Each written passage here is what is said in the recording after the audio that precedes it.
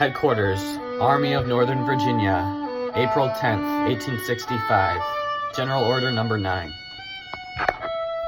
After 4 years of arduous service, marked by unsurpassed courage and fortitude, the Army of Northern Virginia has been compelled to yield to overwhelming numbers and resources. I need not tell the survivors of so many hard-fought battles, who have remained steadfast to the last, that I have consented to the result from no distrust of them, but feeling that valor and devotion could accomplish nothing that could compensate for the loss that must have attended the continuance of the contest, I have determined to avoid the useless sacrifice of those whose past services have endeared them to their countrymen.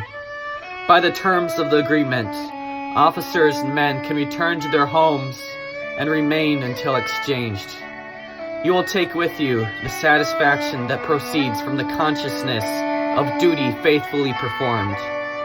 And I earnestly pray that a merciful God will extend to you his blessing and protection, with an unceasing admiration of your constancy and devotion to your country, and a grateful remembrance of your kind and generous consideration for myself. I bid you an affectionate farewell. Bobby Lee, General Order Number 9.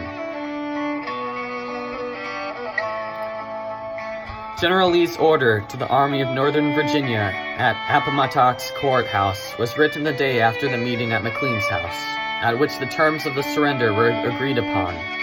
That night, the general sat with several of us at a fire in front of his tent, and after some conversation about the army and the events of the day, in which his feelings toward his men were strongly expressed, he told me to prepare an order to the troops.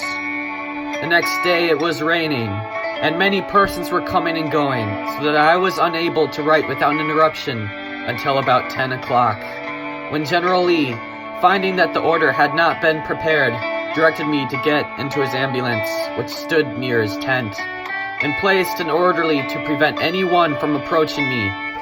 I sat in the ambulance until I had written the order, the first draft of which contained an entire paragraph that was omitted by General Lee's direction. He made 1 or 2 verbal changes, and I then made a copy of the order as corrected, and gave it to one of the clerks in the Adjutant General's office to write in ink. I took the copy, when made by the clerk, to the general, who signed it, and other copies were then made for transmission to the corps commanders and the staff of the army. All these copies were signed by the general, and a good many persons sent other copies which they had made or procured, and obtained his signature. In this way, many copies of the order had the general's name signed as if they were originals, some of which I have seen.